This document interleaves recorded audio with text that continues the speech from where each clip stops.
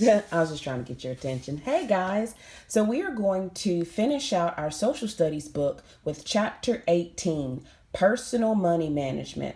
And while we are reading this chapter and thinking through this chapter, we are also going to be looking at the amazing nonfiction text features that our social studies workbook has. First of all, let's look at the title, Personal Money Management.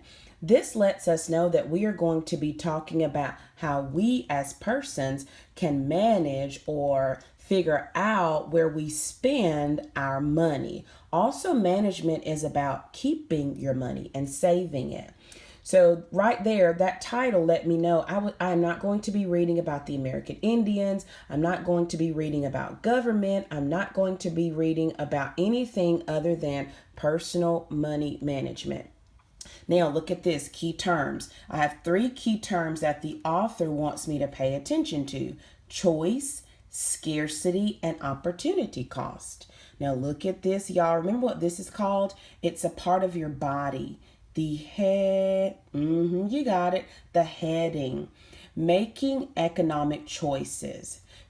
We have to make choices every day because resources are limited. Now, if you've done your Google slideshow, which I hope you have, this is the word that goes in that blank, limited. This is called scarcity. So scarcity is not having enough of limited resources to meet unlimited wants. So there are people that have unlimited wants, but they don't have enough resources. They are limited. People and businesses have to make individual economic decisions about how to use their limited resources, especially time and money. All that means is that we have to make choices. Since we don't have an unlimited amount of everything we need, we got to make choice. So one thing we have to make a choice of is time. When time is scarce, we have to make a decision about what we really want to do. They gave an example of a kid wanting to go to play at the park and wanting to go to the movie theater. She doesn't have enough time to do both, so she's got to make a choice. Another time we have to make a choice is when money is involved and when money is scarce. So Mark wants to buy a $1 ice cream cone and a $1 candy bar. Well, here's the problem, y'all. He only has $1. He doesn't have enough money to buy both items. So he's got to make a choice.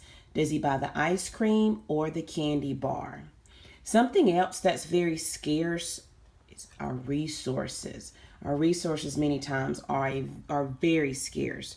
So a company wants to make paper cups and paper towels. I wish they'd make some tissue. Now, the company does not have enough trees to make both. Remember, trees are natural resources. They don't have enough trees to make both. So the company's got to decide, should I make paper cups or paper towels? Now, let's apply what we've learned. Tony wants to buy a soccer ball for $15 and a video game for $10, but he only has $20. Tony has a scarcity of what resource? Now, was this question talking about money, water, or time? It was talking about money. He's having to figure out what he's going to buy. Notice he wants to buy something for 15 and something for 10. Do you know what that adds up to? Yep, 25, but he only has 20. Number 2, Sally is running late for school. She can cook bacon and eggs, yum, or she can just eat cereal. Sally has a scarcity of what resource? So does she not have enough money, water, or time? You are correct. She doesn't have enough time here. Now, this one right here is just your opinion. What choice do you think Sally should make and why? Do you think she should make the bacon and eggs choice, or do you think she should just eat cereal? Your answer can't be wrong here because it's just your opinion, but you need to tell me why. Why would you cook bacon and eggs, or why would you just eat cereal? Now we're getting into some very, very deep thinking. Costs and benefits. I notice here there is a scale. So we are going to be weighing something. Let's see what we're going to be weighing. To make a good economic decision, you can weigh the costs and benefits. Now, when they say weigh, it doesn't mean you put them on an actual scale. It just means that you think about which one you want more, which one weighs, that's non-literal, which one weighs more. So we're going to weigh the cost and benefits of our choices. So the benefit is what you gain or what you get. It is the good result of your choice. The benefit might be the fun you have playing with a new toy you buy, the satisfaction you feel when you eat a good meal, the positive feeling that you get by helping someone, the security of having money saved, or anything else that is a good result to you. That is the benefit. Circle, underline, do something to that word.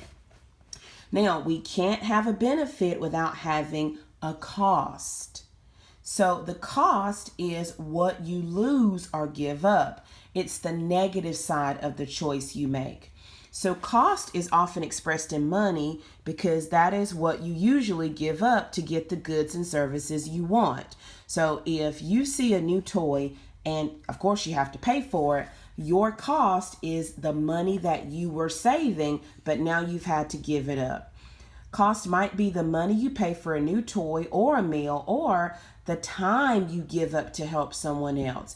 If your grandma needs you to do something for her, like let's say she needs to have her living room vacuumed. Well, if you do that, then your cost is giving up your time when you could have been doing something else. Although that is a great thing to do. Help your grandma. The hard work you put in to improve at a sport or a subject might be your cost. So some of you right now are having to make a cost with your online learning. Your friends may want to play outside. Your brothers and sisters may want to play, but you are having to do your work. So you're making a cost right now, or any other sacrifice you make. A sacrifice is something you give up. Some goods and services might be less important and less valuable for one person in one situation, but more important and valuable in another situation. So there are things right now that your parents are thinking about that you guys aren't having to think about because it's not important to you. There are things you guys as kids are thinking about that adults aren't thinking about right now. It just depends on who you are, your point of view. When you make economic decisions, your choice will be based on how necessary you think it is and how important the goods and services are to you.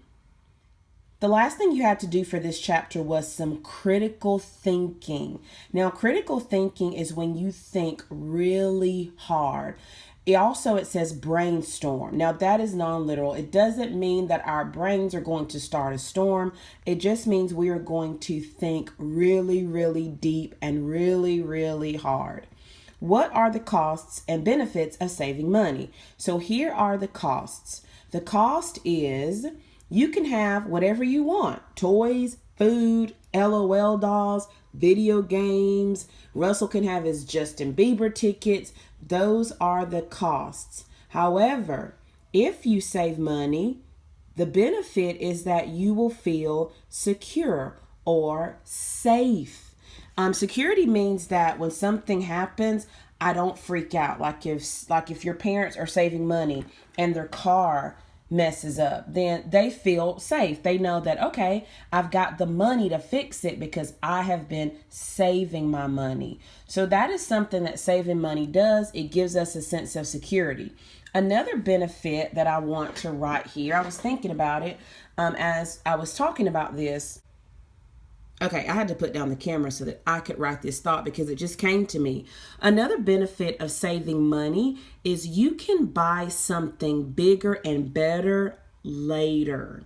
So if I have $10, I might be able to buy a video game at GameStop, but it's probably going to be a used game. It's probably going to be a game that probably no one wants to play, and they have it on sale because they have a surplus of it and nobody wants it. Remember those words, surplus? So they're going to make the cost go down to about $10. Now, if I really just want a game and I want to spend money, I can grab that game. However, If I save my money and wait until I've got $30, $40, or even $50, then I can buy something much better. I can buy maybe the newest game that just came out. So that's another benefit. Those are the costs and benefits of saving money. Do you save money? Do you have a piggy bank? Do you have your own bank account where you're saving money? I'd love to know.